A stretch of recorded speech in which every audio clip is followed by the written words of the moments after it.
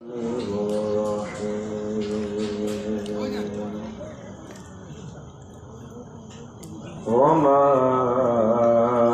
أرسلناك إلا অথচ আগের জামানা নবীর উম্মাহ এত বেশি আমল তারা করেছেন। এমন উম্মত ছিলেন আগের যুগে যারা টানা 1000 বছর তাহাজ্জুদের নামাজ পড়েছেন, কোনোদিন মিস করেন। এমন উম্মত ছিলেন যে টানা 1000 বছর তারা রোজা রেখেছেন, কোনোদিন মিস করেন।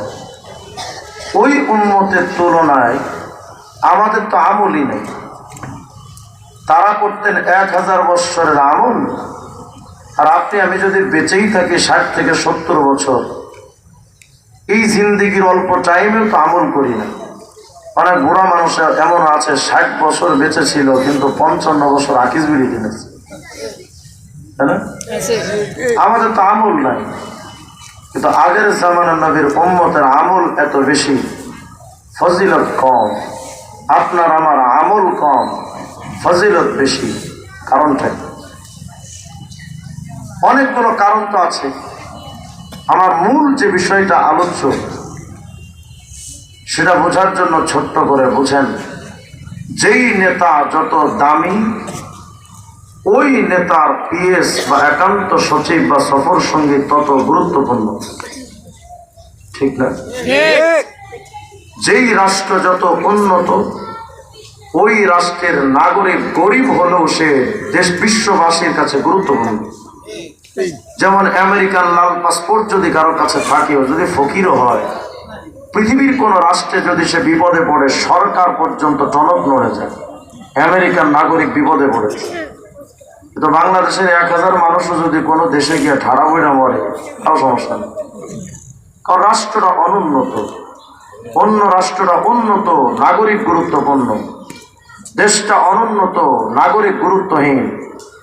নেতা যত দামি, তার একান্ত সচিব তত গুরুত্বপূর্ণ। এই যদি হয় দুনিয়ার নিজাম, তাহলে আমরাও এটা বুক ফুলিয়ে বলতে পারি আমাদের হয়তো আমল কম। এতটা সত্ত্বেও আমরা সবচেয়ে দামি, কারণ আমাদের সর্বশ্রেষ্ঠ নেতা মুহাম্মদ রাসূলুল্লাহ সাল্লাল্লাহু আলাইহি ওয়াসাল্লাম পুরা সৃষ্টি জগতের মধ্যে সবচেয়ে দামি। তা নবীজির কারণে আপনি আমি এতটা দামি। কিন্তু আফসোস আর পরিতাপের বিষয় হলো, যেই নবীর জন্য আপনার আমার এতটা দাম, যেই নবীর জন্য আপনার আমার এতটা গুরুত্ব, যেই নবীর জন্য আপনার আমার এতটা সম্মান, আমরা আদৌ কি সেই নবীকে ততটুকু গুরুত্ব দিতে পেরেছি? ওই নবীকে ততটুকু দাম তো দিতে পারলাম না।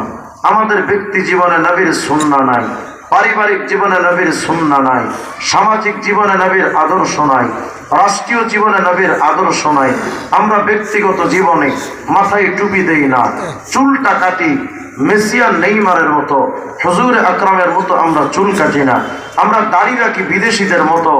এই ভাই উঠেন, সামনে আসলে সমস্যা না। সেটিং হয়েছে না? ঝটপট 1 মিনিটের মধ্যে করে শেষ করবেন, আরো বলবেন। তো কি বলতেছিলাম, ভুলে গেছি। আমাদের ব্যক্তি জীবনে নবীর সুন্নাহ নাই। চুল কাটি মেসিয়া নেইমারের মতো, নবীজির মতো চুল কাটতে পারলাম না। আমার চুল কাটার স্টাইলটা মডেল হিসেবে মেসিয়া নেইমারকে বেছে নিয়েছি, হুজুর আকরামকে বেছে নিতে পারলাম না।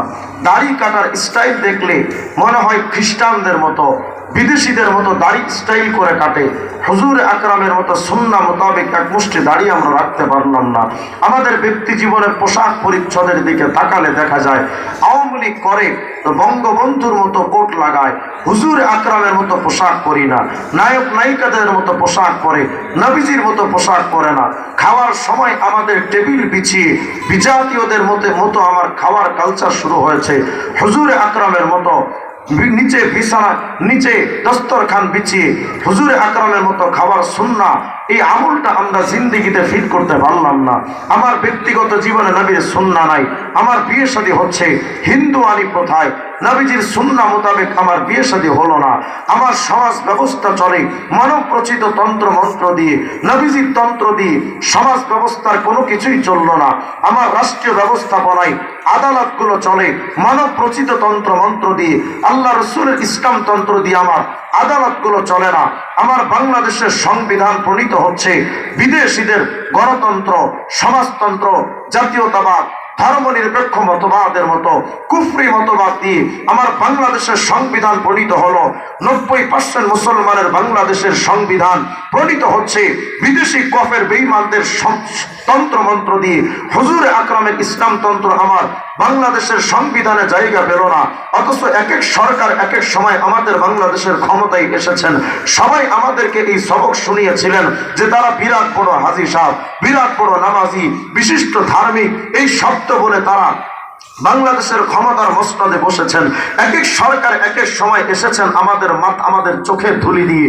কেউ বলেছেন মদিনার সনদে রাষ্ট্র পরিচালনা করব, কেউ আমাদেরকে বাংলাদেশের ইসলামের উন্নয়ন করার জন্য কথা বলে মুসলমানদের ভোটগুলোকে তারা ধান্দা করে তারা আমাদেরকে স্বপ্ন দেখিয়েছিলেন একটা সুখী সমৃদ্ধশীল একটা রাষ্ট্র গঠন করব। তারা আমাদেরকে স্বপ্ন দেখিয়েছিলেন একটা শান্তিময় রাষ্ট্র ব্যবস্থা গঠন করে এই দেশের মানুষের কপালে শান্তি এনে দিব। কিন্তু আমরা দেখেছি যখন যেই সরকার বাংলাদেশের ক্ষমতায় এসেছেন সবাই আমাদের সুখের কথা বলে ক্ষমতায় এসে আখের তারা আমাদের সুখের চিন্তা না করে তারা সর্বদা নিজেদের সুখটাকেই তারা আখের বেছে নিয়েছেন। তারা দেশে বিদেশে গাড়ি বাড়ি করে মিল কলকারখানা করে তারা দেশে বিদেশে অট্টালিকা হাঁকিয়েছেন, crore crore million billion trillion কোটি টাকার মালিক হয়েছেন। এই জাতির কপালে আগেও যেমন দুর্দশা ছিল আজও তেমন দুর্দশা আছে। এই জাতি আগেও যেমন ভিক্ষুক জাতিতে পরিণত ছিল আজও পর্যন্ত এই জাতি ভিক্ষুকে পরিণত হয়ে আছে। এই জাতির কপাল আগেও যেমন বিপদ সংকেত মাথায় ঝুলতে থাকতো আজও পর্যন্ত সেই বিপদ নিয়ে আমরা ঘুরি। 53টা বছর স্বাধীনতার ইতিহাস চলে গেল, আজ পর্যন্ত এই দেশের মানুষ স্বাধীনতা পায়নি, বরং আবার তারা 24 সালের স্বাধীনতার জন্য তারা আন্দোলন করে 2000 বেশি মানুষ জীবন দিল। আমাদের সবার চোখে ধুলি দিয়ে তারা ক্ষমতার মস্তক দখল করেছে, এই জাতির কপালে শান্তি আনতে পারে নাই। সুতরাং এটা প্রমাণিত হয়ে গেছে 53টা বছর ইতিহাসে যেই গণতন্ত্র, যেই সমাজতন্ত্র, যেই জাতীয়তাবাদ, যেই ধর্ম নিরপেক্ষ মতবাদ 53টা বছর পর্যন্ত এই জাতির কপালে শান্তি এনে দিতে পারে নাই। এই মানব রচিত তন্ত্র মন্ত্র মানুষের কপালে শান্তি আনতে পারে না, অতীতেও পারেনি, আজও পাচ্ছে না, ভবিষ্যতেও পারবে না। হ্যাঁ, হয়তো ওই জালেমরা আমাদেরকে বলে মোল্লাদের দিয়ে কি হবে, এই মোল্লারা তো সমাজ ব্যবস্থা চালাইতে পারবে না, মোল্লারা তো সমাজের বোঝা, এই মোল্লারা সমাজকে সুন্দরভাবে চালাইতে পারবে না। তা আমি তোদের কাছে জানতে চাই, তোর ঘোড়ার টিমের নেতারা অর্ধ শতাব্দী পর্যন্ত কি ঘোড়ার ঘাস কেটেছে? আমাকে দেখা। তোর নেতারা তো কিচ্ছু করতে পারে নাই, মোল্লারা কি পারবে? তবে শুনে রাখো, ইতিহাস তালাশ করে দেখো, এই মোল্লাদের মাধ্যমে আরবের জাহিলিয়াতের আধার কেটে সোনালী সমাজ উপহার দিয়েছিল এই টুপিওয়ালা মোল্লারাই। পৃথিবীর যেই প্রান্তে ওই মোল্লাতন্ত্র ইসলামতন্ত্র প্রতিষ্ঠিত হয়েছে, পৃথিবীর সেই জায়গায় শান্তি প্রতিষ্ঠিত হয়েছে। যদি শুধু ইতিহাস বিশ্বাস করতে না চাও, তাহলে আজকে তোমাকে আমি চোখে আঙ্গুল দিয়ে দেখাই, দেখো তোমার বাপ মোল্লাদের দিকে তাকাও, আফগানিস্তানের তালেবানের দিকে।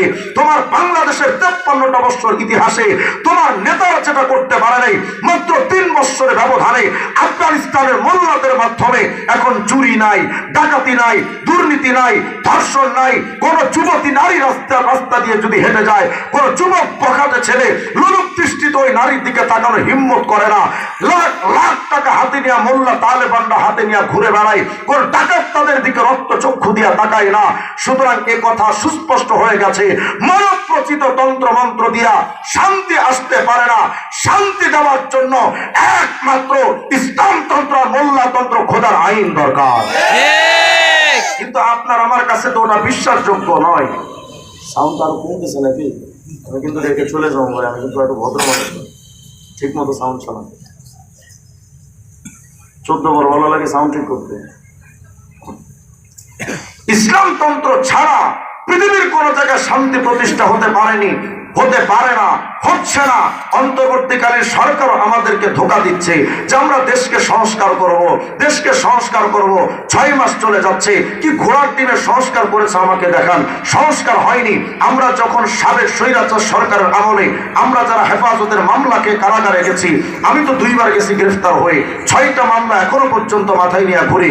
কারাগারে গিয়ে আমরা দেখেছি লেখা আছে রাখিব নিরাপদ, দেখাবো আলোর পথ। কি ঘোড়ার টিমের আলোর পথ দেখা? এটা ঠাড়া বড় মিথ্যা কথা। আজ পর্যন্ত শুনেছেন কোনদিন কোন আসামি কারাগারে গিয়ে ভালো হয়ে গেছে? আজ পর্যন্ত আমরা তো দেখলাম না। কিন্তু আমি আপনাকে হাজার হাজার প্রমাণ দিতে পারবো। চোর, টাকা, বদমাইশ, লুচ্চা, বড় বড় সন্ত্রাস ক্যাডার মোল্লাদের কাছে এসে আল্লাহ ওয়ালা হয়ে গেছে। সুতরাং এটা প্রমাণিত বিষয়। মোল্লা ছাড়া এই সমাজ ব্যবস্থা সুন্দর হচ্ছে না, হতে পারে না। আজকে তো তুমি তোমার রাষ্ট্রীয় ব্যবস্থাপনায় ভাবছো লেনিন, কার্ল মার্কস, মাও সেতুংয়ের তন্ত্র মন্ত্র, আব্রাহাম লিঙ্কনের তন্ত্র তোমাকে শান্তি দেবে। হে মুসলিম জাতি, ধোকার মধ্যে পড়ে আছো, ধোকার মধ্যে পড়ে আছো। আল্লাহ তো ওয়াদা দিয়েছেন, ওমান আ'রাদা আন যিকরি ফাইন্না লাহু মাঈশাতান যানকা ফিদ দুনিয়া ওয়াল আখিরা ফিল আলামিদ দুনিয়া ওয়াল আলামিল বারযাখ ওয়াল ইয়াউমাল মাহশার। কিয়ামতের ময়দানেও, কবরের মধ্যেও, দুনিয়াতেও আল্লাহ বলেছেন আমার কোরআন থেকে দূরে সরে যাবে, তোমার জীবনটাকে আমি সংকীর্ণ করে দিব। এই জীবনে শান্তি পাবে না। সুতরাং ব্যক্তি জীবনে কোরআন মানবে না, ব্যক্তি জীবনে শান্তি পাবে না। পারিবারিক জীবনে ইসলাম মানবে না, পারিবারিক জীবনে শান্তি আসবে না। রাষ্ট্রীয় জীবনে ইসলাম মানবে না, রাষ্ট্রীয় জীবনে শান্তি আসবে না। এই কথাটা তো আমার কথা নয়, এই কথাটা তো আল্লাহর কথা। আফসোস আর পরিতাপের বিষয় হলো এই জাতি মুসলিম নাম ধারণ করে আজকে তারা সমাজ ব্যবস্থায় ইসলাম কায়েম করতে হবে, এই স্বপ্নটাও তারা দেখতে পারে না। অথচ এই গাধাগুলাকে মরার পরে কবরে যখন রাখা হয় বলা হচ্ছে বিসমিল্লাহি আলা মিল্লাতি রাসূলিল্লাহ, একে রাসূলের ধর্মের উপরে রেখে আসছি কবরে। অথচ এই জালেম জানেও না যে ইসলাম শুধু ব্যক্তি জীবনের ইসলামটাই শুধু ইসলাম নয়। আমার মাথায় টুপি দেওয়া এটা যেমন ইসলাম, দাড়ি রাখা এটা যেমন ইসলাম, পারিবারিক ভাবে নবীজির ইসলাম অনুযায়ী পরিবার চালানো এটাও যেমন ইসলাম, ব্যক্তি জীবনেরটা যেমন ইসলাম, নামাজ, রোজা, হজ, যাকাত যেমন ইসলাম, চোর চুরি করলে তার হাত কাটতে হবে ওটাও তো ইসলাম, ডাকাতি করলে তাকে শাস্তি দিতে হবে ইসলাম অনুযায়ী ওটাও তো ইসলাম, জেনাকার জেনা করলে ইসলাম অনুযায়ী তাকে শাস্তি ব্যবস্থা করতে হবে ওটাও তো ইসলাম। আল্লাহ তো বলেছিলেন শোনো পৃথিবীর মানুষ, উদখুলু ফিস-সিলমি কাফা, ইসলামের মধ্যে পরিপূর্ণভাবে প্রবেশ করো। হ্যাঁ, আপনি আমি ইসলামে ঢুকেছি ব্যক্তি জীবন নিয়ে, আপনি আমি হয়তো ইসলামে ঢুকেছি পারিবারিক জীবন নিয়ে, আজও পর্যন্ত সামাজিক ভাবে আমরা ইসলামে ঢুকতে পারি নাই, আজও পর্যন্ত রাষ্ট্রীয় ভাবে আমরা ইসলামে ঢুকতে পারি নাই। আল্লাহ বলেছেন ওয়ালা তামুতুন্না ইল্লা ওয়া আনতুম মুসলিমুন, খবরদার মুসলমান না হয়ে কবরে এসো না। আল্লাহ যদি কিয়ামতে আপনাকে আমাকে জিজ্ঞেস করেন ব্যক্তি জীবনে ইসলাম তোমার ঠিক আছে, পারিবারিক জীবনে ইসলাম তোমার ঠিক আছে, সামাজিক ইসলাম কোথায় পালন করেছিস বল, রাষ্ট্রীয় ইসলাম কোথায় পালন করেছিস বল, আল্লাহর সামনে কি জবাব দিব? যদি বলেন হুজুর এটা তো সরকারের সমস্যা, রাষ্ট্রীয়ভাবে তো সরকার ইসলামের আইন পাস করবে, এটা তো সরকারের ব্যবস্থা, তো আমরা ওই সরকারগুলোকে নিজেরা ইচ্ছা করেই এসে কি ক্ষমতা মস্তক দখল করেছে? ওদেরকে তো আমরাই ক্ষমতায় পাঠাচ্ছি, আমার হাতের ভোটটা দিয়া তাকে ক্ষমতার মস্তকে যাওয়ার জন্য ব্যবস্থা করে দিচ্ছি। আপনারাই তো মনে করেন ইসলামতন্ত্র দিয়ে সমাজ ব্যবস্থা পরিবর্তন হবে না। এজন্য আপনাদের চিন্তা চেতনা হলো ব্যক্তি জীবনের ইসলাম মানব, কিন্তু রাষ্ট্রীয় ইসলামের ব্যাপারে লেনিন, কার্ল মার্কস, মাও সেতুং, আব্রাহাম লিঙ্কন, জিয়া এরশাদ আর মুজিবকে মানব। শুনে রাখো উম্মতে মুহাম্মদী, তুমি ব্যক্তি জীবনে ইসলাম না পালন করলে তুমি যেমন বেঈমান, ইসলামতন্ত্রকে বৃদ্ধাঙ্গুলি প্রদর্শন করে গণতন্ত্র, সমাজতন্ত্র, জাতীয়তাবাদ যারা গ্রহণ করেছে তারাও বেঈমান। এটা আপনি মানেন আর না মানেন, এটা আপনি বুঝেন আর না বুঝেন, এটাই ঠিক। ইসলামতন্ত্রকে আপনি বৃদ্ধাঙ্গুলি দেখিয়ে জাতীয়তাবাদ প্রতিষ্ঠার রাজনীতি করেন। আজ পর্যন্ত যাদেরকে আপনারা ক্ষমতায় পাঠিয়েছেন কই কেউ তো ইসলাম প্রতিষ্ঠার রাজনীতির কথা কেউ তো বলেনি। সবাই তো বলেছে আমরা জাতীয়তাবাদকে প্রতিষ্ঠা করব, গণতন্ত্রকে প্রতিষ্ঠা করব, সমাজতন্ত্রকে প্রতিষ্ঠা করব। আজ পর্যন্ত কেউ তো বলেনি যে আমরা ইসলামতন্ত্রকে প্রতিষ্ঠা করব। সবাই তো এভাবে আমাদের ভোট নিয়ে ক্ষমতায় গিয়ে তারাই তো বাংলাদেশে মদের লাইসেন্সকে জায়েজ করে অবৈধ করে দিয়েছে, তারাই তো পতিতালয়কে বৈধ করে দিয়েছে, তারাই তো সুদের আইনকে বৈধ করে দিয়েছে। এরপরে আপনি আমি যাচ্ছি তাদেরকে ক্ষমতার মসনদে পাঠায়া যে আপনারা ওই লেনিন, কার্ল মার্কস, মাও সেতুং, আব্রাহাম লিঙ্কনদের তন্ত্রমন্ত্র প্রতিষ্ঠা করেন, আমরা কবরে যাচ্ছি নবীর ধর্মের ইসলামের কথা বলে। ফিরিস্তারা কবরে পাইলে তোমার জুতা দিতে হবে। এত সোজা নয় আল্লাহ পাকের কাছে জান্নাত পাওয়া, এতটা সোজা নয়। রাষ্ট্রীয় ভাবে তুমি রসুলকে মানতে পারলে না, তুমি মানছো লেনিন, কার্ল মার্কস, মাও সেতুংকে, তুমি আমি হয়তো নবীজিকে মানতে পারলাম না, তো কি যায় আসবে বলেন? কুল কায়নাত যদি নবীকে না মানে, কুল মাখলুকাত যদি নবীজিকে না মানে, আমার নবী তো কিচ্ছু আসে যাবে না। কারণ আপনার আমার মতো ছোট্ট এই ক্ষুদ্র চান্দুরা যদি নবীকে না মানে, কি যায় আসবে? আপনার আমার নবীকে মানেন তো স্বয়ং ফিরিস্তারা, আপনার আমার নবীকে ইমাম বানিয়েছেন তো নবী এবং রসুলরা। প্রমাণ দেখতে চান তো খোলেন না সিরাজুল মুনির কিতাব, খণ্ড 3 পৃষ্ঠা 15 মধ্যে তালাশ করে দেখেন। হুজুর আকরাম যখন যাচ্ছেন লাইলাতুল মেরাজে, যখন যাচ্ছেন ইসরা এবং মেরাজ হবে, রাসূল করিম যখন চলে গেলেন মসজিদে আকসা, যাওয়ার পথে বা আসার পথে মসজিদে আকসায় যখন অবস্থান করলেন, নবীজির সাথে ছিলেন হযরত জিবরিল আমিন সাল্লাল্লাহু ওয়া জিবরাইল কুল্লু ওয়াহিদ রাকাতাইন, 2 রাকাত নামাজ আদায় করলেন, নবীও পড়লেন, জিবরিল আমিনও পড়লেন। ইতিমধ্যে রাসূল যেহেতু মসজিদে আকসায় হাজির হয়ে গেছে, হে যুব সমাজ এবং উম্মতে মুহাম্মাদি, তোমার নবী যে কত বড় নেতা ছিলেন, তুমি তো ওই নবীকে চিনলা না। তুমি তো লেনিন, কার্ল মার্কস, মাও সেতুংদের চিনেছো, আব্রাহাম লিঙ্কনকে তুমি চিনেছো, জিয়া এরশাদ আর মুজিবকে তুমি চিনেছো, তোমার হাবিবে কিবরিয়াকে তুমি চিনলে না। কিন্তু ওই নবী যে এত বড় নেতা, কেউ না চিনলে ফিরিস্তারা তো চিনেন, নবী এবং রাসূলরা চিনেন। মসজিদে আকসায় যখন এত বড় নেতা মুহাম্মদ আরবির আগমন, তো নবীকে স্বাগতম জানানোর জন্য ফাআযানা জিবরাইল আল মালায়েকা, জিবরিল আমিন ডাক দিলেন ফিরিস্তাদেরকে। ওয়া নাযালাত মিনাস সামা, আসমান থেকে কাতারে কাতারে ফিরিস্তারা নাযিল হয়ে আসলেন। ওয়া হাশারা লাহু জামিআল মুরসালিন ওয়াল আম্বিয়া, সমস্ত নবীদের আগমন হলো, রাসূলদের আগমন হলো। তারা সবাই আজকে এসেছেন মসজিদে আকসায়। কেন এসেছেন? হুজুর আকরামের সম্মানার্থে, নবীজির সাথে মুলাকাতে সবাই আজকে মসজিদে আকসায় হাজির হয়ে গেলেন। আল্লাহ রাসূল তাকালেন, ফারাফান নবী আন নবিয়্যিন, আপনার আমার নবী তাকালেন, তাকিয়ে চিনতে পারলেন সমস্ত নবীদেরকে। মিন বাইনে কায়েম ওয়া রাকি ওয়া সাজিদ, নবীজি তাকিয়ে দেখলেন ওই যে বাবা আদম, ওই যে নূহ, ওই যে ইব্রাহিম, ওই যে মূসা, ওই যে ঈসা, কেউ দাঁড়িয়ে নামাজ পড়ছেন, কেউ রুকুতে আছেন, কেউ সিজদায় আছেন, সমস্ত নবী রাসূলরা দাঁড়িয়ে। নবী সবাইকে দেখে চিনতে পারলেন। ইতিমধ্যে ফাআযানা মুআদ্দিন, আযান হয়ে গেল, ওয়া উকিমাতিস সালাহ, ইকামত হয়ে গেল। ফজরের জামাতের ইমামতি করার জন্য ফজরের জামাতের নামাজ হবে। ফাকামু সুকুফা, পুরা মসজিদে আকসার কাতারে কাতারে নবী এবং রাসূলরা দাঁড়িয়ে গেছেন মুক্তাদি হয়ে। তারা আজকে নামাজ আদায় করবেন মসজিদে আকসায়। আজকের এই দামি জামাতের মুসল্লি কারা? নবী এবং রাসূলরা, ফেরেশতারা আজকের এই দামি জামাতে দাঁড়িয়ে আছেন, সবাই কাতার বন্দী হয়ে। পিনপতন নীরবতা, নিস্তব্ধতার আধার, কেউ কোনো কথা বলে না। সবাই অপেক্ষমান ছিলেন, ইয়ান্তাজিরুনা মা ইয়াহুম্মুহুম, সবাই অপেক্ষায় ছিলেন আজকে ইমামতি করবে কে। এমন দামি জামাত, যেই জামাতের মুসল্লি ফিরিস্তারা, নবী এবং রাসূলরা, ইমামতি করবে কে, সবাই দাঁড়িয়ে আছেন। বাবা আদম, আরে উনি তো সাহসী করেন না ইমামতের মুসল্লায় যেতে। খলিলুল্লাহ ইব্রাহিম, কালিমুল্লাহ মুসা, জবিহুল্লাহ ইসমাঈল, রূহুল্লাহ ঈসা, কেউ তো হিম্মত করেন না ইমামতের মুসল্লায় যেতে। সবাই দাঁড়িয়ে আছেন।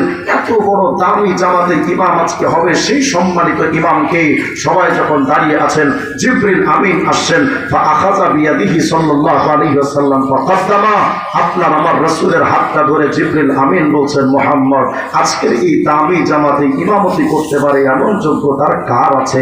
মুহাম্মদ, তুমি সামনে এগিয়ে যাও, নবী রাসূল ফেরেশতাদের ইমাম হন। আপনার আমার নবী হয়েছেন ফিরিস্তাদের ইমাম। ওই নবীকে নেতা মেনেছেন সমস্ত ফিরিস্তারা, নবী এবং রাসূলরা। উম্মত হয়ে ওই নবীকে আপনি আমি নেতা বানতে পারলাম না। হয়তো ব্যক্তি জীবনের নেতা বানিয়েছি, নামাজের ক্ষেত্রে নেতা বানিয়েছি, রোজার ক্ষেত্রে হয়তো নেতা হিসেবে, মডেল হিসেবে মেনেছি, কিন্তু রাষ্ট্রীয়ভাবে তিনিও যে তোমার নেতা ছিলেন, সেই রাষ্ট্র ব্যবস্থার নেতৃত্ব কে মেনে নিবে? তুমিও তো আজকে মুসলিম হয়ে মানতে চাও না। আরে দুনিয়ার মানুষ শুধু কি তাই? তুমি তো নবীকে চিনলা না। সহিহ বুখারী 2446 96 নম্বর হাদিস তালাশ করে দেখেন, রাসূল করিম আলাইহিস সালাম বলেছেন, ফাকুল আউয়ালা মান তানশাক্কু আনহুল আরদ, কিয়ামতের ময়দানে এই জমিন ফেড়ে সর্বপ্রথম যিনি উঠবেন তিনি আর কেউ না, কোথায় তোমার লেনিন, কার্ল মার্কস, মাও সেতুং, আব্রাহাম লিঙ্কন, জিয়া এরশাদ আর মুজিব মিয়া। রাসূল বলেছেন কিয়ামতের ময়দানে সর্বপ্রথম এই মাটি ফেড়ে সর্বপ্রথম যিনি উঠবেন তিনি আর কেউ না, আমি মুহাম্মদুর রাসূলুল্লাহ। শুধু তাই নয়, ওই নবীকে তো দুনিয়াতে নেতা মানতে পারলাম না, তো কিয়ামতের ময়দানে ওই নবী ছাড়া আর নেতা হিসেবে পাবেন কেমনে? জামে তিরমিজির হাদিস, রাসূল আরবি বলেছেন, আনা সাইয়্যিদু বুলদি আদম ইয়াউমাল কিয়ামাতি ওয়ালা ফখর, কিয়ামতের ময়দানে আমি মুহাম্মদ ইবনে আব্দুল্লাহ কিয়ামতের ময়দানে সমস্ত বিজনেসম্যানদের নেতা, সমস্ত ডাক্তারদের নেতা, সমস্ত ইঞ্জিনিয়ারদের নেতা, সমস্ত পলিটিশিয়ানদের নেতা, সমস্ত সায়েন্টিস্টদের নেতা, আরে দেশি বলো, বিদেশি বলো, প্রবাসী বলো, আরবি বলো, আজমি বলো, রাসূল বলেছেন শোনো, কিয়ামতের ময়দানে কে শিক্ষিত, কে অশিক্ষিত, কে আলেম, কে গায়র আলেম, কে মানব, কে তারক, কে ফেরেশতা, রাসূল বলেন কিয়ামতের ময়দানে শুধুমাত্র নেতা থাকবেন একজন, তিনি আমি মুহাম্মদুর রাসূলুল্লাহ। আর কোন নেতা কিয়ামতের ময়দানে থাকবে না। ওই নেতার পেছনে যখন কিয়ামতে তুমি আমি দৌড়াবো, উম্মতে মুহাম্মদী হিসেবে যখন দৌড়াবো, ফেরেশতারা তাকায় দেখবে তুমি নবীর ইসলামতন্ত্রের রাজনীতি করো নাই, তুমি লেনিন, কার্ল মার্কস, মাও সেতুংয়ের রাজনীতি করেছিলে, তুমি গণতন্ত্র, সমাজতন্ত্র, রাজতন্ত্র, প্রজাতন্ত্র, সাম্যবাদ, পুঁজিবাদ, জাতীয়তাবাদ, বস্তুবাদ, ধর্মনিরপেক্ষ মতবাদের মতো বিদেশিদের কুফরি মতবাদের রাজনীতি করেছ, নবীজির ইসলামতন্ত্রের রাজনীতি করো নাই। যখন কিয়ামতে নবীর দিকে দৌড়াইতে যাবেন তো ফেরেশতারা ধইরা গলাটা টিপ মাইরা জাহান্নামে ফেলায়। এত সোজা নয় কিয়ামতের ময়দানে জান্নাত পাওয়া। আমরা আজকে মনে মনে ভাবি, কিছু কিছু মানুষ আমাদেরকে বলে, এই মোল্লারা রাজনীতির কথা বলবে কেন? ইসলাম আসছে মাহফিল করতে, মোল্লারা রাজনীতির কথা বলবে কেন? যদি মুহাম্মদ আরবির ইসলামতন্ত্রের কথা বলাটা রাজনীতি হয়, আর এর জন্য যদি আমাকে বিপদে পড়তে হয়, ইনশাআল্লাহ আমরা শহীদ হতে তৈরি আছি। আমার রাসূলের ইসলামতন্ত্র নিয়ে কুলাঙ্গারেরা কথা বলে, তখন তোমাদের কোনো অভিযোগ থাকে না। হুজুররা যখন ইসলামতন্ত্রের কথা বলে, তখন তোমাদের এত চলে কেন? কারণ তারা এ কথা ভালো করে জানে যে ইসলামতন্ত্র যদি পৃথিবীতে প্রতিষ্ঠিত হয়ে যায়, তখন তাদের আর দুর্নীতি করার রাস্তা বাকি থাকবে না। এজন্যই তাদের এতটা সমস্যা।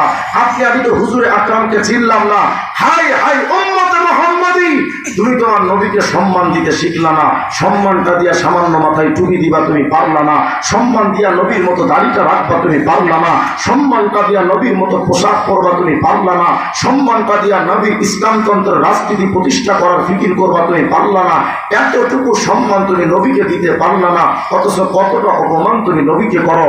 অথচ তোমার এটা জানা উচিত ছিল, তোমার আমার নবীকে সম্মান তুমি আমি হয়তো করতে পারি না, কিন্তু তোমার আমার নবীকে সম্মান করেন আল্লাহ নিজে। প্রমাণ দেখতে চান? কোরআনে কারীম খোলেন, পুরা কোরআনে কারীমের শুরু থেকে নিয়ে শেষ পর্যন্ত, সূরাতুল ফাতিহা থেকে সূরাতুন নাস পর্যন্ত পুরা কোরআন শরীফ যদি আপনি তালাশ করেন তো দেখবেন এই কোরআনে কারীমের প্রতিটা আয়াতে আয়াতে, প্রতিটা পাতায় পাতায় আল্লাহ তার হাবিবে কিবরিয়াকে এতটা সম্মান দিয়েছেন। কোন নবীকে আল্লাহ পাক এতটা সম্মান দেননি। অথচ আদম আলাইহিস সালাম কত বড় নবী ছিলেন, তিনি সফিউল্লাহ। ইব্রাহিম আলাইহিস সালাম কত বড় নবী ছিলেন, তিনি খলিলুল্লাহ। মুসা আলাইহিস সালাম কত বড় নবী ছিলেন, তিনি কালিমুল্লাহ। অথচ সব নবীদের আল্লাহ নাম ধরে ধরে ডেকেছেন, ইয়া আদম, ইয়া নূহ, ইয়া ইব্রাহিম। কিন্তু পুরা কোরআন শরীফ আপনাকে আমি দিলাম, একটা জায়গা তালাশ করে দেখান যেখানে আল্লাহ তার নবী মুহাম্মদুর রাসূলুল্লাহকে ইয়া মুহাম্মদ নাম ধরে ডেকেছেন। একটা জায়গা আপনি দেখান, পাবেন না। অথচ পুরা কোরআন শরীফ আপনি তালাশ করলে পাবেন বড় বড় নবীদেরকে আল্লাহ এভাবে ডেকেছেন, ইয়া আদম উসকুন আনতা ওয়া যাওজুকাল জান্নাহ, ইয়া নূহ ইহবিত বিসালামিন মিন্না বারাকাতিন আলাইক, ইয়া ইব্রাহিম قد صدقت الرؤيا، يا يحيى خذ الكتاب بقوة، يا زكريا إنا نبشرك بغلام اسمه يحيى، يا داود إنا جعلناك خليفة في الأرض فاحكم بين الناس بالحق ولا تتبع الهوى وما تلك بيمينك يا موسى، يا عيسى إني متوفيك ورافعك إلي। সব নবীদের আল্লাহ নাম ধরে ধরে ডেকেছেন, ইয়া আদম, ইয়া নূহ, ইয়া ইব্রাহিম, ইয়া ইয়াহইয়া, ইয়া যাকারিয়া, ইয়া দাউদ, ইয়া মুসা, ইয়া ঈসা। কিন্তু একমাত্র আপনার আমার নবীকে আল্লাহ সম্মান দিতে গিয়ে ইয়া মুহাম্মদ নামটা ধরে ডাকলেন না। হ্যাঁ, যখন ডাকার দরকার হয়েছে আল্লাহ, সাথে সাথে আল্লাহ পাক নামটা না ধরে অত্যন্ত সম্মানের সাথে, আসমতার হরমতের সাথে, মহব্বতার ভালোবাসার চূড়ান্ত ধাপ পেরিয়ে আল্লাহ পাককে আদর আর ভালোবাসা দিয়ে ডেকেছেন, ইয়া আইয়ুহান নবী হাসবুকাল্লাহ, ইয়া আইয়ুহার রাসূল বাল্লিগ মা উনজিলা ইলাইকা মির রাব্বিক, ইয়া আইয়ুহাল মুযাম্মিল কুমিল লাইলা ইল্লা কালিলা, ইয়া আইয়ুহাল মুদাথ্থির কুম ফাআনযির, ইয়াসিন ওয়াল কুরআনিল হাকীম। এত চমৎকার ভাবে আল্লাহ উপাধি ধরে ডেকেছেন, ইয়া মুহাম্মদ বলে ডাকেননি।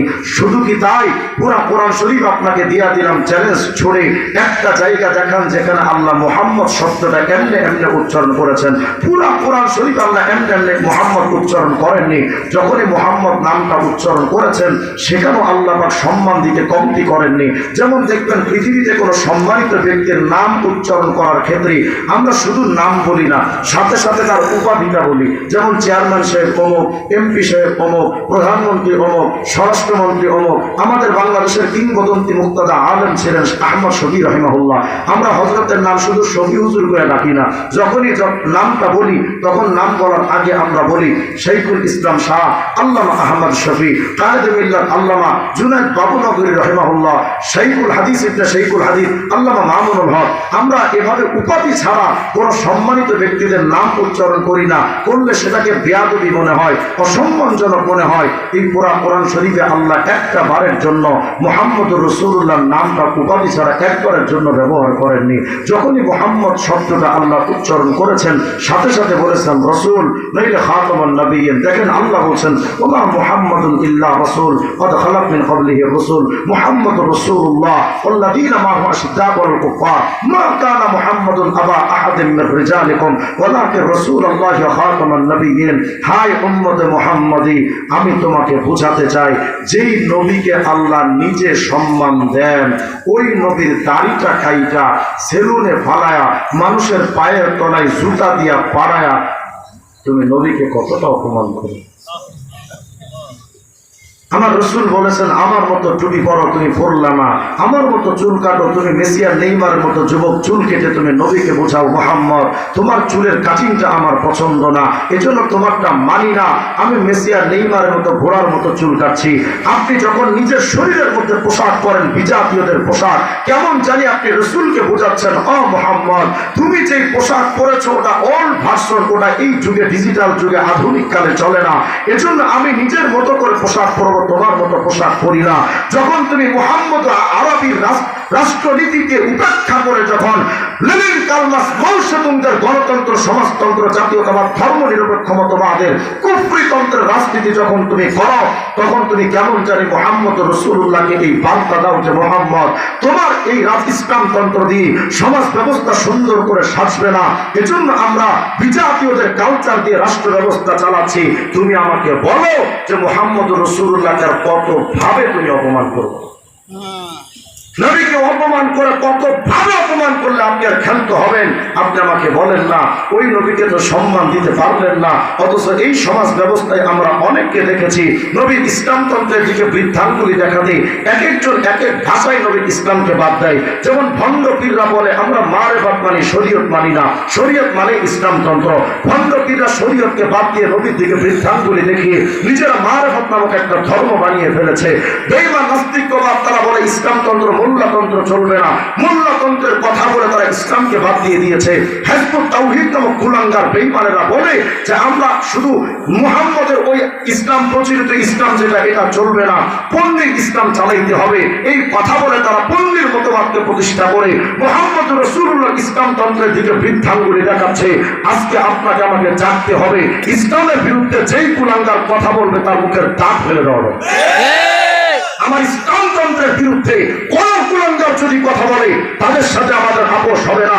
হ্যাঁ, গত স্বৈরাচার সরকারের আমলে রাশেদ খান মেনন বলেছিল এই বোরখা হিজাব আর নিকাব আর এই মোল্লাতন্ত্র, আরে এটা তো আরবের কালচার, এই মোল্লাতন্ত্র এই বাংলাদেশে চলবে না, এই বোরখা হিজাব নিকাব এগুলো বাংলাদেশে চলবে না। কেন? বলে বাংলাদেশ একটা স্বাধীন ভূখণ্ড, এই স্বাধীন ভূখণ্ডে বিদেশি কালচার আরবের কালচার কিভাবে চলতে পারে? অথচ এই জালেমরা বিদেশি কালচার ছাড়া একটা পা চলতে পারে না। যদি ইসলামতন্ত্র মোল্লাতন্ত্র বিদেশি হওয়ার কারণে আরবের ইসলাম যদি বাংলাদেশে চলতে না পারে বিদেশি হওয়ার কারণে, তাহলে ওরা যখন রবি ঠাকুরের গানকে জাতীয় সঙ্গীত হিসেবে যখন বানিয়ে রাশেদ খান মেননরা গায় তখন 3-13 বার করে জুতাদি পিটানো দরকার ছিল।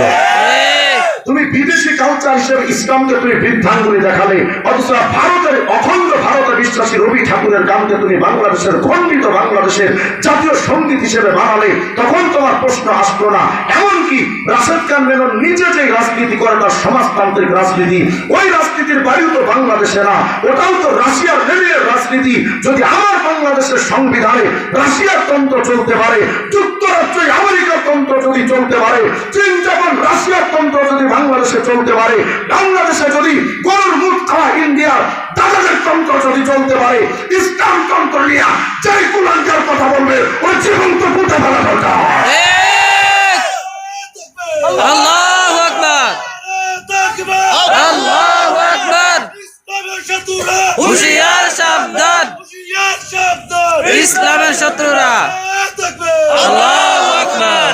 তবে আল্লাহ পাক সংশয় অবসান করে দিয়েছেন। অনবী, ওরা বোঝাতে চায় আপনার ইসলাম বাংলাদেশে চলবে না, ওরা বোঝাতে চায় আপনার ইসলাম ইউরোপ আমেরিকা ইউরোপীয় ইউনিয়নে চলবে না, ওরা বোঝাতে চায় ইসলামটা সিকিমে চলবে না, ওরা বোঝাতে চায় ইসলামটা ভারতের উপরে চলতে পারে না।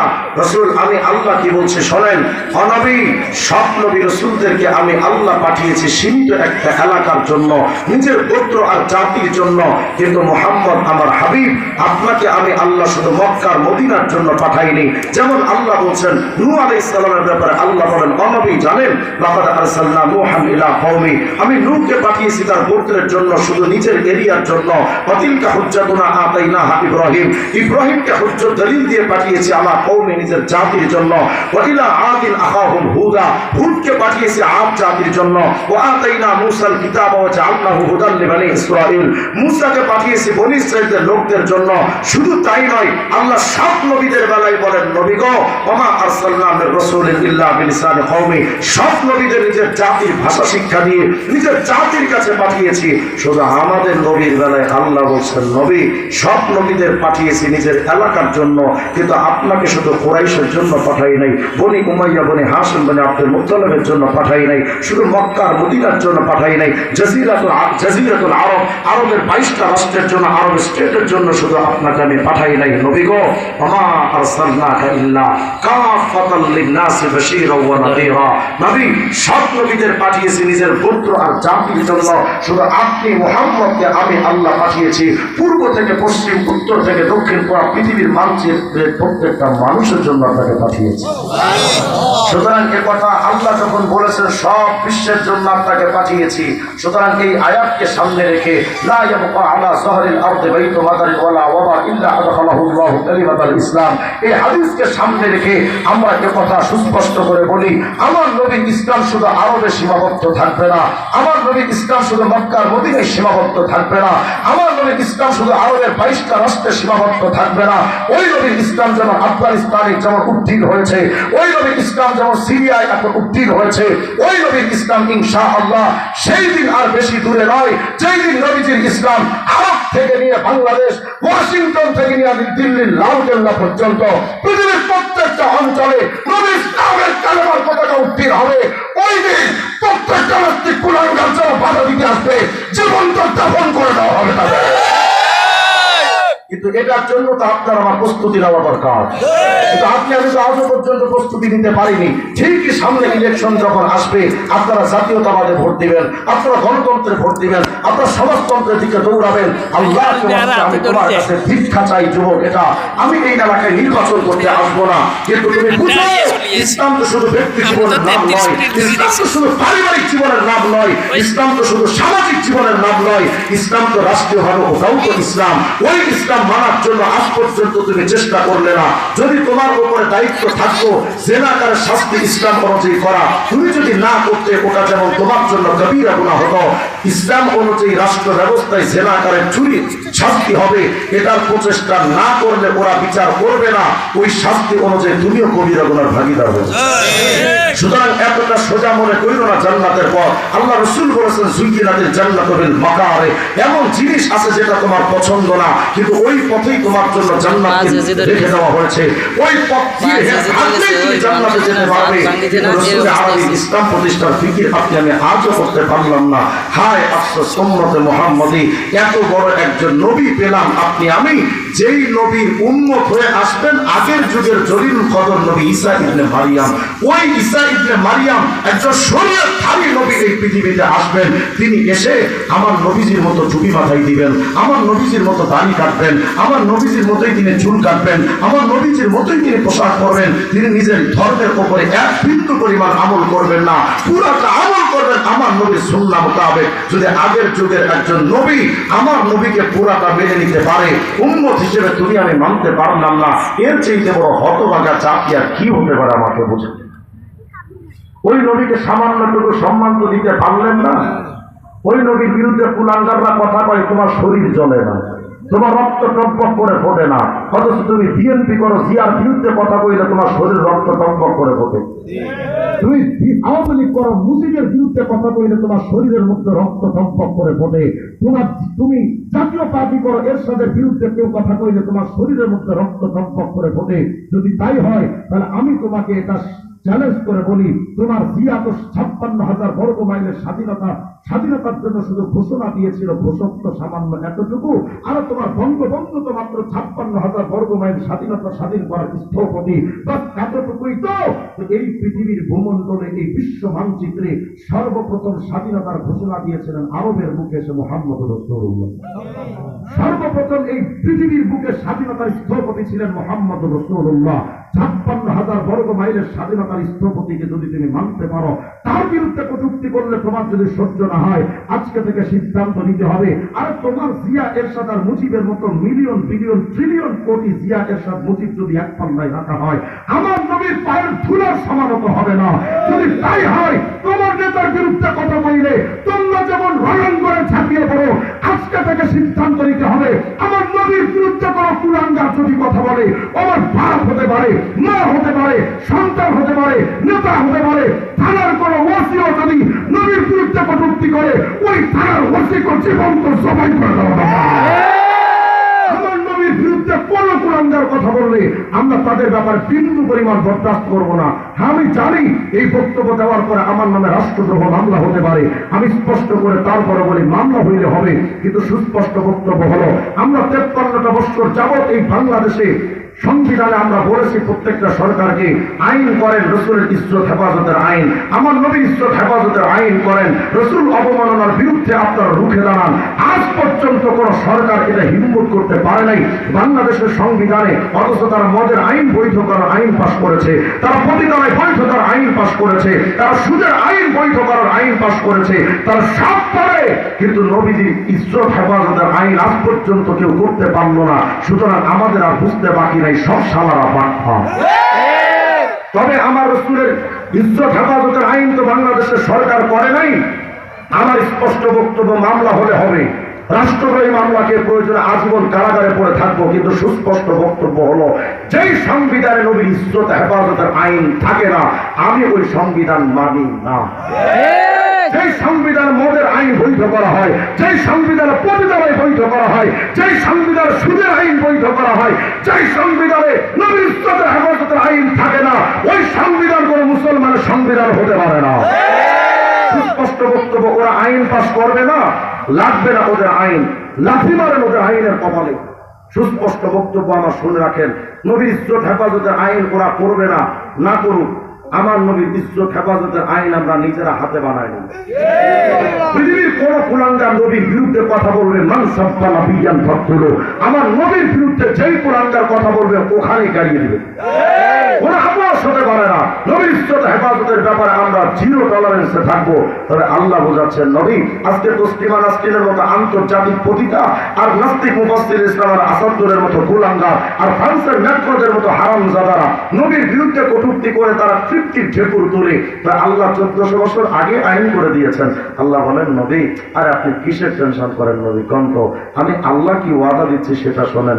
আল্লাহ বলেন নবী আপনার বিরুদ্ধে হয়তো আপনার পক্ষে হয়তো আইন পাস হবে না, কিন্তু আমি আল্লাহ ওয়াদা দিলাম আপনি তো আমার হাবিব, আপনাকে না আমি আল্লাহ মহব্বত করি, আমি আল্লাহ তো কুল কায়নাতের মধ্যে সবচেয়ে আপনাকে ভালোবাসি। তো ও নবী শোনেন, পুরা দুনিয়া যদি আপনার বিরুদ্ধে দাঁড়িয়ে যায় ইন্না কাফাইনা কাল মুস্তাহজিইন, আমি আল্লাহ আপনার ইজ্জত হেফাজতের জন্য আমি নিজে যথেষ্ট। যেন আল্লাহ বলছেন নবী গো ইন্না নাহনু নাযালনা যিকরা ওয়া ইন্না লাহু লাহাফিজুন, এই কোরআন নাযিল করেছে আমি আল্লাহ, এটার হেফাজতের জিম্মাদার আমি আল্লাহ। আল্লাহ বুঝাচ্ছেন নবী কালামুল্লাহ কোরআনের হেফাজত যেমন আমি করব, হাবিবুল্লাহ মুহাম্মদের ইজ্জত হেফাজত আমি আল্লাহ নিজে করি। শুধু কি তাই, আল্লাহ বলেছেন নবী ইন্না শানিআকা হুয়াল আবতার, আপনার বিরুদ্ধ শক্তিকে আমি আল্লাহ নির্বংশ করে দিব। এমন ভাবে নির্বংশ করেছেন আবু লাহাব নামটা আজ পৃথিবীতে কেউ রাখে না। আবু জেহেল বলো আবুল হিকাম বলো এই পৃথিবীতে কেউ তাদের নামটাও রাখে না, তাদের প্রেতাত্মারাও তাদের নামটা রাখে না, এমন ভাবে আল্লাহ নির্বংশ করেছেন। শুধু কি তাই, কি আজীব কথা আল্লাহ বললেন কোরআনে কারীমে। আল্লাহ বলছেন ও নবী ওয়ারাফা'না লাকা যিকরাক, নবী আপনার শান, আপনার মান, আপনার ইজ্জত, আপনার দাম নবী আমি আল্লাহ অনেক অনেক অনেক অনেক উপরে উঠাবো। জিবরাইল আমিন আসছেন, আয়েশা বলছেন নবী আপনি বলেন তো আপনার ইজ্জত আল্লাহ কিভাবে উঠাবেন, ওয়া কাইফা রুফিয়াত। জিবরাইল নবীজি বলছেন জিবরাইল আমি তো জানি না। ওই সময় আল্লাহ পাক একটা ওহী নাজিল করলেন, এটা বোঝার জন্য ছোট্ট করে বলেন তো আপনাদের এই নোয়াখালী অঞ্চলে ছেলে মেয়েরা যুবক যুবতী কপট কপতিরা প্রেম করে না? যেই ছেলেটা যেই মেয়ের সাথে প্রেম করে দেখবেন ওই ছেলেটা নিজের নাম আর প্রেমিকার নাম হাতের মধ্যে ট্যাটু করে। এমন ভাবে সুফ আছেন যে আপনারা সব আব্দুল কাদের জিলানী জান্নাত থেকে পালায় আসছে। লেখে না লেখে না, পেলেট দিয়ে কেটে কেটে নাম লেখে, বুকের মধ্যে লেখে, বাহিরে লিখলে মানুষের টের পাবে জন্য পুরো নাম লেখে না, দুই নামের শুরু অক্ষর নিয়ে ফর এক্সাম্পল এভাবে লিখে দেওয়ালে S+M লাগে না, আর শুধু দেওয়ালে নাকি নিয়ে বাথরুমে বাথরুমে লেখা। মানে ছেলেটা বোঝাতে চায় আমার নামের পাশে যার নাম ও আমার প্রেমিকা, আমার প্রেমাস্পদ, আমার ভালোবাসার মানুষ। আল্লাহ বোঝাতে চান নবী গো এই যদি হয় দুনিয়ার ভালোবাসার বহির প্রকাশ নামের পাশে নাম রাখা, তা আমি আল্লাহ এটাও বাদ দেবো কেন? নবী ওয়ারাফা'না লাকা যিকরাক, আই ইযা যুকিরতু যুকিরতা মাই। নবী নামের পাশে নাম রাখা যদি ভালোবাসার বহির প্রকাশ হয় তাহলে আমি আল্লাহ সিস্টেম চালু করে দিলাম, কুল কায়নাতের সাতবক জমিন আসমান সহ কুল কায়নাতের যেখানে যেখানে আমি আল্লাহর নাম উচ্চারিত হবে সেখানে সেখানে আপনি মুহাম্মদের নাম উচ্চারিত হবে। দেখেন তো কোথায় আছে আল মাওয়াহিবুল লাদুনিয়া আল্লামা কাসতালানির কিতাব, তিনি একটা হাদিস নকল করেছেন। তিনি হাদিসের সনদ যেটা নিয়ে আসছেন, অনেক মুহাদ্দিসিন কেরাম হাদিসের সনদ দিয়ে প্রশ্ন তুলেছেন, কিন্তু আল্লামা কাসতালানি বলেছেন হাদা হাদিসুন সহিহ। কি হাদিস? হযরত আদম আলাইহিস সালাম একদিন আল্লাহকে বলেন আল্লাহ 200 বছর ধরে তো কাঁদলাম, ওই জান্নাতে নিষিদ্ধ বৃক্ষ খাইছিলাম, মাফ করেন মাফ করেন মাফ করেন, বললেন তো না। তো আল্লাহ আমি আদম আজকে নতুন এক স্টাইলে আপনার কাছে ক্ষমা চাচ্ছি। কিভাবে কও? আল্লাহুম্মা আসআলুকা বিহাক্কি মুহাম্মদ, আল্লাহ আমি আদমকে মুহাম্মদের ওসিলায় মাফ করে দেন। আসতে বললে সুবহানাল্লাহ। আল্লাহ পাক সাথে সাথে জিজ্ঞেস করলেন ইয়া আদম কাইফা আরাফতা মুহাম্মাদা, আদম তুমি আমার হাবিব মুহাম্মদকে চিনো কেমনে? বললাম আখলুকু, এখনো তো দুনিয়াতে মুহাম্মদকে আমি সৃষ্টি করে পাঠাইনি, তো তুমি চিনলা কেমনে? হযরত আদম আলাইহিস সালাম বুঝাচ্ছেন আল্লাহ আমি কেমনে জানি আপনি জানেন না, অন্তরের সব খবর তো অদৃশ্যের সব খবর তো আপনি জানেন। আল্লাহ জিজ্ঞান কেন বুঝেন না? ভালো মানুষের ভালোবাসার মানুষের কথা আলোচনা করলেও তো ভালো লাগে, কথা হয়। আল্লাহ বলেন আদম কও না কিভাবে তুমি চিনেছো? হযরত আদম বলেন, আল্লাহ লাম্মা খালাকতানি বিয়াদিকা, ওই রূহের জগতে যখন আমাকে সম্মানের সাথে আপনি সৃষ্টি করলেন, ওয়া নাফাখতা ফিয়া মির রূহিকা, সম্মানের রূহটা যখন আমার মধ্যে আপনি ফুঁকে দিলেন, আল্লাহ আমি আদম যখন রূহ পেলাম, আমার বডি স্ট্রাকচারের ভেতরে রূহ আসার পরে আমি তো হাঁটতে শিখলাম, ধরতে শিখলাম, বলতে শিখলাম, শুনতে শিখলাম, দেখতে শিখলাম। তো আল্লাহ ওই রূহের জগতে আমি যখন দেখতে শিখছিলাম, তো রাফাআতু রাসি, আমার মাথাটাকে একটু উপরের দিকে উঠালাম, উঠে আমি বুঝতে চাচ্ছিলাম, দেখি না উপরে কোন কোন সৃষ্টি আছে। হায় হায় খোদা, আমি যখন উপরে তাকাইলাম, তাকায় দেখি বিরাট বড় এক আরশে আজিম আপনি তৈরি করে রেখেছেন। ও আল্লাহ, এত বড় আরশে আজিমে তাকায় দেখি কোটি কোটি খুঁটিও রেখেছেন। আল্লাহ আমি যখন ওই খুঁটিগুলোর দিকে তাকালাম, ফারাআইতু কাওয়ামিয়াল আরশ মাকতুবুন আলাইহা লা ইলাহা ইল্লাল্লাহ মুহাম্মাদুর রাসূলুল্লাহ। আল্লাহু আকবার বলেন। আদম আরশে আজিমের প্রত্যেকটা খুঁটির দিকে তাকায় দেখি এক পাশে আপনার নাম আর এক পাশে নবী মুহাম্মদুর রাসূলুল্লাহ। তখন আমি বুঝে নিয়েছি এ মুহাম্মদ সাধারণ কোনো মানুষ নয়। যেই নবীকে আরশে আজিম পর্যন্ত চিনে, ওই নবীকে তুমি আমি চিনলাম না। ওই নবীকে লৌহ কলম চেনে, তুমি আমি চিনলাম না। ওই নবীকে সূর্য পৃথিবীর চাইতে 13 লক্ষ গুণ বড় সূর্যটা চিনে, নবীর গায়ে কোনোদিন রৌদ্রের আলো তাপ দিয়ে নবীকে কষ্ট দিল না। ওই নবীকে মশা পর্যন্ত চিনে, নবীর গায়ে পড়ে মশা কামড় দিয়ে কোনোদিন নবীকে কষ্ট দিল না। অথচ ওই নবীর দাড়িতে যখন খুর বেলেট লাগাও, তুমি তো খুর বেলেট মুখে লাগাও না, কেমন জানি নবীর কলিজার মধ্যে ছুরি চালাও। তুমি আর কত ভাবে তোমার নবীকে কষ্ট দিবে বলো আমাকে? অথচ ওই নবী ছাড়া আপনার আমার কোনো গতি নাই। ওই নবী ছাড়া কোনো গতি নাই। তোমার যেই নেতাদেরকে তুমি মানো, ওই নেতারা বিপদে পড়লে তোমার বিপদে ফালায় হেলিকপ্টার ওইটা মামু বাড়ি দিল্লি যায়, খবর লয় না। কিন্তু তোমার আমার নবী কেমন নেতা? হযরত আনাস ইবনে মালিক বলেন, ইয়া রাসূলুল্লাহ, কিয়ামতের ময়দান তো বড় ভয়ঙ্কর। ও নবী, ওই কিয়ামতের ময়দান আপনাকে কোথায় খুঁজে পাবো বলেন না। আল্লাহর নবী আমার বলেন, আনাস রে, কিয়ামতের ময়দানে যদি কোথাও আমারে খুঁজে না পাও, পুসিরাতের গোড়াটা বড় ভয়ঙ্কর। কত গুনাহগার তো পুসিরাত থেকে কেটে নিচে পড়ে যাবে।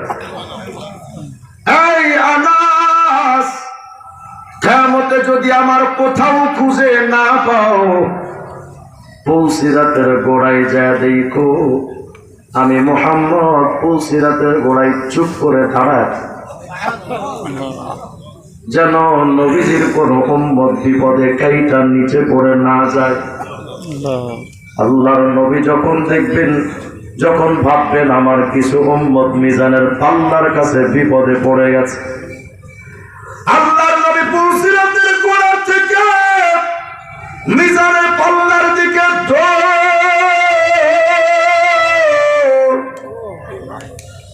মিজানের পাল্লার ডান পাশের পাল্লার কাছে নবীজি দাঁড়ায় থাকবেন, যেন উম্মতের গুনার পাল্লাটা ভারী না হয়, নেকির পাল্লাটা ভারী করার জন্য নবীজি দাঁড়ায় থাকবেন। মায়ার নবী যখন ভাববেন তার কিছু উম্মত আজকে কিয়ামতের পিপাসায় কাতর হয়ে গেছে, আল্লাহর নবী পুসিরাতের গোড়া থেকে মিজানের পাল্লা থেকে এবার হাউজে কাউসারের দিকে দৌড় দিবে গুনাহগার উম্মতে পানি পান করানোর জন্য। আল্লাহর নবী বলেন, লিকুল্লি নাবিয়্যিন দাওয়াতুন মুস্তাজাবা।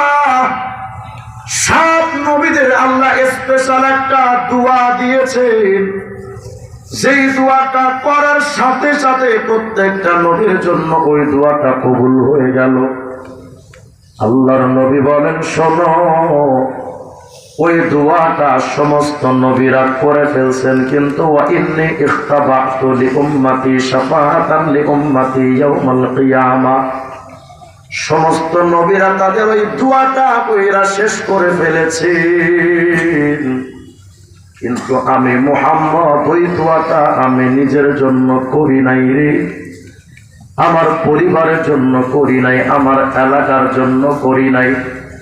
আমি ওই দোয়াটা দুনিয়াতেও করব না, ওই দোয়াটা রাইখা দিলাম। ওই দোয়াটা আমি কিয়ামতে আমার গুনাহগার উম্মতের জন্য করব। ওই দোয়াটা আমি দুনিয়াতে করব না।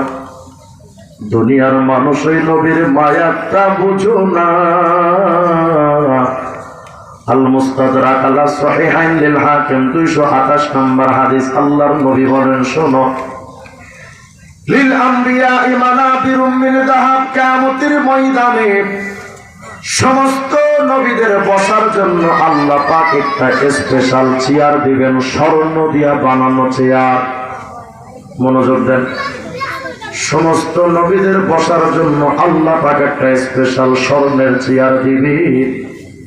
আল্লাহর হাবিব বলেন, ফায়াজলিসুনা আলাইহা, সবাই নিজেদের সম্মানের চেয়ার পাইয়া তো নবীরা সবাই কাতারে কাতারে বসে যাবে।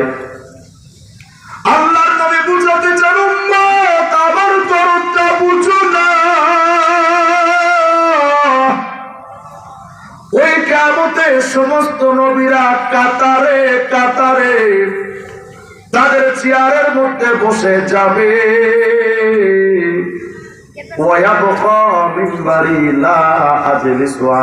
শুধু আমার চেয়ারটা খালি থাকবে, আমি চেয়ারে বসবো না।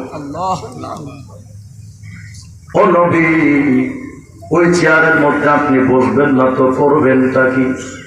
নবীজি বলেন, সব নবীরা তো চেয়ারের মধ্যে বসে যাবে, কিন্তু আমি মুহাম্মদ কাইমুন বাইনা ইয়াদাইর রব আকুলু ইয়া রব উম্মতি। ওই চেয়ারের মধ্যে বসবো না, মালিকের সামনে দাঁড়া বলবো, আমার উম্মতরে ভিক্ষা দেন। আল্লাহ শুধু আমার উম্মতরে ভিক্ষা দেন। যেন নবী বুঝাতে চান, আল্লাহ সম্মানের চেয়ার আমার দরকার নাই। আমি মুহাম্মদ আজকে নিজের চিন্তা করি না, আমি শুধু ফাতেমারে চাই না, আমি শুধু আমার হাসান হুসাইন রে চাই না। আল্লাহ, আমি ভিক্ষা চাই, আমার গুনাহগার উম্মতরে আপনি মাফ করে দেন। ও নবী, এই দোয়াটা তো আপনি চেয়ারের মধ্যে বৈশাও তো করতে পারতেন, চেয়ারের মধ্যে বসবেন না কেন? আল্লাহর নবী বলেন, মাখাফাতা আইয়ুবাতা বি ইলাল জান্নাহ ওয়া ইয়াবকা উম্মতি মিন বাদি। আমি যদি ওই সম্মানের চেয়ারে বৈশা যাই, ফেরেশতারা এসে যদি সব নবীদের সাথে আমারও যদি জান্নাতে ঢোকায়া দেয়, আরে আমি যদি আগে জান্নাতে চলে যাই, আমার গুনাহগার উম্মতের কি হবে? আমার এই গুনাহগার উম্মতের জন্য তো আমি চেয়ারের মধ্যে বসবো না। দুনিয়ার মানুষে, দুনিয়াতে মায়ার নবী যেদিন যখন জিন্দা ছিলেন, মায়ার নবী মাঝে মধ্যে রাত্রেবেলা ঘুমাইতে পারতেন না, ঘুম থেকে একলা জেগে চলে যেতেন জান্নাতুল বাকির কবরস্থানে।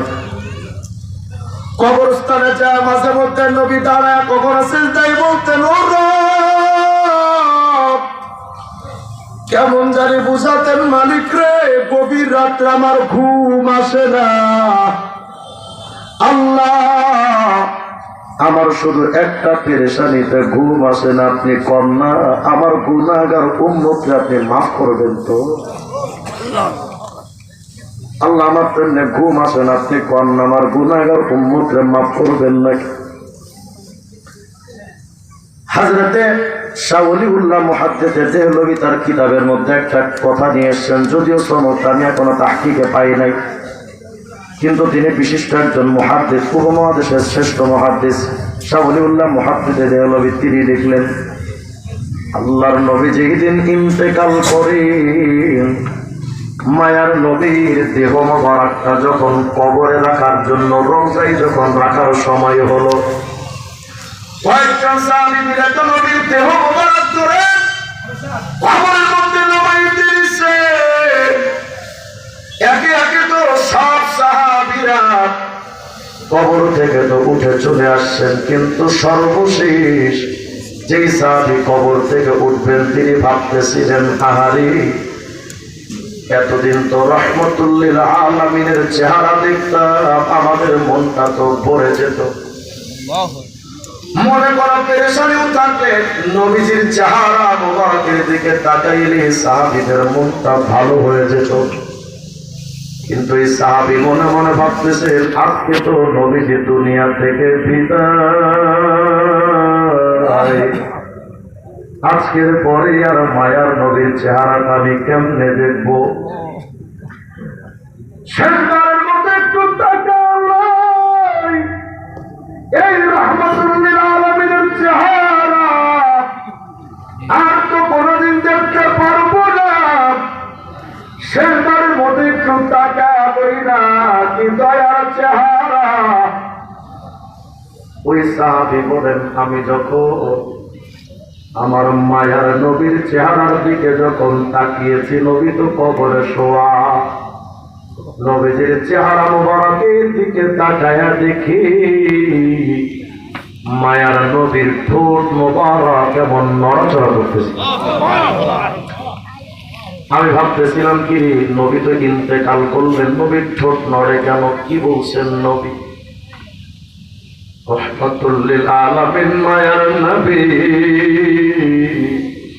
কবরে শুয়ে আছেন, ঠোঁট দুটো নাড়াচ্ছেন। ওই সাহাবী বলেন, নবীজি কি যারা বলতেছিলেন, আমি আমার কানটারে নবীজির ঠোঁটের কাছে আমার কানটারে যখন লাগাইলাম, আমি শুনতে পাচ্ছি মায়ার নবী ফিস ফিস আওয়াজ দিয়া বলতেছিলেন, ইয়া উম্মতি, আল্লাহ আমার উম্মতের কি হবে আল্লাহ। যেই নবী আপনার আমার এতটা আপন, ওই নবীর সামান্য টুপিটাও আপনার মুখে মাথায় নাই, দাড়িটাও আপনার মুখে নাই, নবীজির সুন্নাত তরিকায় কোনো কিছু আপনি আমি এতটুকু নবীজিকে দিতে পারতাম না, কত বড় হতো। ভাইরা, রাসূল আরবিকে যদি ভালোবাসতে চান, গান গাইলে নবী প্রেমের গান গাওয়া ভালোবাসা না। নবী বলেছেন, মান আহাব্বা সুন্নতি ফাকাদ আহাব্বানি, আমার সুন্নাত যে মেনে নিবে সেই আমার সত্যিকারের আশিক হয়ে গেছে। সুন্নাত মানা, আজকে থেকে আমরা সুন্নাত মানার চেষ্টা করবো তো ইনশাআল্লাহ। খাওয়াই সুন্নাত আছে, শোয়াই সুন্নাত আছে, কাপড় চোপড় পরাই সুন্নাত আছে। আমি ছোট্ট একটা সুন্নাত আপনাদের শিখাই দিই। এখন তো আসলে মাহফিলগুলোতে শেখার দার্স হয় না, শেখার মজলিস হয় না, এখন চলে ওদের তাহির আঙ্কেলের মতো ডিজে নাচ দিয়ে আছে না কি, মাহফিলগুলো শেখার জন্য। আপনাদেরকে মাঝখানে একটা কথা বলে দিই, বক্তা তালাশ করবেন না, আলেম তালাশ করেন। কথা বুঝেন না, কি তালাশ করবেন? আলেম, বক্তা না। বক্তা এক জিনিস, আলেম আরেক জিনিস। বক্তার কাছে হুদা বক্তব্য পাবেন, আলেমের কাছে এলেম এবং আমল পাবেন। আগের মজলিস গুলো সুন্নাতের বিভিন্ন আমলের মজলিস হতো, আমাদের আকাবের আসলাম তারা বয়ান করতেন, মানুষকে আমল শেখাতেন। কিন্তু এই জামানায় মাহফিল গুলোতে গেলে শুধু নাচানাচি আর হাসি তামাশা, রং তামাশা, বাস, আর কিছু না। যে কারণে মাহফিলের সক্রিয়তা নষ্ট হয়েছে। আপনারা যদি রুচি ঠিক করেন, বক্তারা তো নষ্ট হয়েছে আপনাদের কারণে, বক্তাদের দোষ। আপনারা যেমন বক্তা চান, বক্তারা তো তেমন দিবে। আপনারা রুচি ঠিক করেন, সিদ্ধান্ত জানায় দিলেন বক্তাকে, হুজুর এই বিষয়ের উপর আলোচনা করেন, আমাদের কিছু আমল শিখায় যান, আমরা ফালতু সময় নষ্ট করার জন্য আসি না। এক বছর যদি আপনারা আলটিমেটাম দিয়ে দেন, পরের বছর দেখবেন সব বক্তারা টাইট হয়েছে। এই জন্য বক্তা তালাশ করেন না, কি তালাশ করবেন? আলেম তালাশ করবেন। আমাদের আকাবের আসলাম মাহফিলে এসে মানুষকে আমল শিখাতেন। আমি আকাবের আসলামের নমুনাকে সামনে রেখে আপনাদেরকে একটা সুন্নাত শিখাই দিয়েছি। বলেন তো, নবীজির সুন্নাত মানার দরকার আছে না না? একটা সুন্নাত শেখেন, আমার সাথে সবাই বলেন, যে কোনো ভালো কাজ ডান দিক থেকে করা সুন্নাত। বলেন, যে কোনো ভালো কাজ ডান দিক থেকে করা সুন্নাত। আবার বলেন, যে কোনো ভালো কাজ ডান দিক থেকে করা সুন্নাত। আবার বলেন, যে কোনো ভালো কাজ ডান দিক থেকে করা সুন্নাত। এটা বলছেন তো সবাই? তাহলে এখন আমার সাথে বলেন, এটা আমাদের ক্লাসের আজকে সবক। বাস এবার আমি কিছু সুন্নাত আপনাদের বের করে দিই। কাপড় চোপড় পরা ভালো কাজ না খারাপ কাজ? ভালো কাজ। তাহলে কোন হাত আগে ঢুকাবো? ডান হাত। যেহেতু ভালো কাজ কোন সাইডে হবে? ডান হাত থেকে। কাপড় চোপড় পরার ক্ষেত্রে কাপড় বলেন, মোজা পরেন, জুতা বলেন, পায়জামা পরেন, লুঙ্গি বলেন, যখনই আমরা এগুলো পরবো আগে ডান হাত ডান পা আগে ঢুকাবো। এটা নবী আলাইহিস সালামের সুন্নাত। আমার বলবো তো ইনশাআল্লাহ। মসজিদ ভালো জায়গা না খারাপ জায়গা? ভালো জায়গা। ওখানে যখন আগে ঢুকবো তখন আমি সুন্নাত তরিকে বাম পা দিয়ে ঢুকবো। না, বলবা ডান পা। আমার বলে না বলবা ডান পা। ভালো জায়গা। আবার যখন বের হবো কোন পা দিয়ে? ডান পা দিয়ে। বাথরুম টয়লেট ভালো জায়গা না খারাপ জায়গা? ওখানে যখন আগে ঢুকবেন তখন ডান পা দিয়ে ঢোকা সুন্নাত না, কোন পা? বাম পা। এই তো মাশাআল্লাহ শিখে গেছেন আপনারা। এই মোটামুটি কয়েকটা সুন্নাত, বেশি দিলে আপনারা ভুলে যাবেন। মোটামুটি 7-8টা সুন্নাত হয়ে গেছে এর মধ্যে কাপড় চোপড় পরার ক্ষেত্রে। তবে পায়ের পোশাক পরার ক্ষেত্রে বসে বসে পরা সুন্নাত। জুতা পরবো ডান পা দিয়ে, খুলবো বাম পা দিয়ে, মসজিদে ঢুকবো ডান পা দিয়ে, বের হবো বাম পা দিয়ে, টয়লেটে ঢুকবো বাম পা দিয়ে, বের হবো ডান পা দিয়ে। এই মুষ্টিময় কয়েকটা সুন্নাত মানা যাবে না ইনশাআল্লাহ? ইনশাআল্লাহ। বাকি যে সুন্নাত যেমন খাওয়ার সুন্নাত, শোয়ার সুন্নাত, ওযু সুন্নাত, গোসলের সুন্নাত, এগুলো শেখার জন্য ছোট ছোট বাচ্চাদের কওমি মাদ্রাসায় দিবেন, এই আশরাফুল মাদারিস এখানে দিবেন, দেখবেন এরা ওনারা শেখায় দিবেন। ছোট বাচ্চারা এসব সুন্নাত জানে। আর বয়স্ক মানুষ যারা আপনার তাবলীগ জামাতে সময় দিবেন, তাবলীগ জামাতে দেখবেন গোল করে বসলে খাওয়ার সুন্নাত, শোয়ার সুন্নাত, ওযু সুন্নাত, গোসলের সুন্নাত শেখায় না? শেখায় না।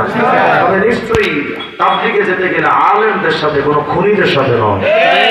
মনে থাকবে ইনশাআল্লাহ। ইনশাআল্লাহ। আগামী 31শে জানুয়ারি এবং 1 এবং 2রা ফেব্রুয়ারি তাবলীগ জামাতে বিশ্ব ইজতেমা যাবো তো ইনশাআল্লাহ। ইনশাআল্লাহ। 18, 19, 20 তারিখ চরমনার মাহফিল, সবাই যাবেন ইনশাআল্লাহ। আল্লাহ তাআলা আমাদের সবাইকে কথা বলার প্রতি আমল করার তৌফিক দান করেন। আমিন। আজকের মাহফিলে আল্লামা হারুন আল মাদানী দামাত বারাকাতুহু হযরত আসবেন, তিনি বয়ান করবেন। আখেরি মোনাজাত করে তারপরে যাবো।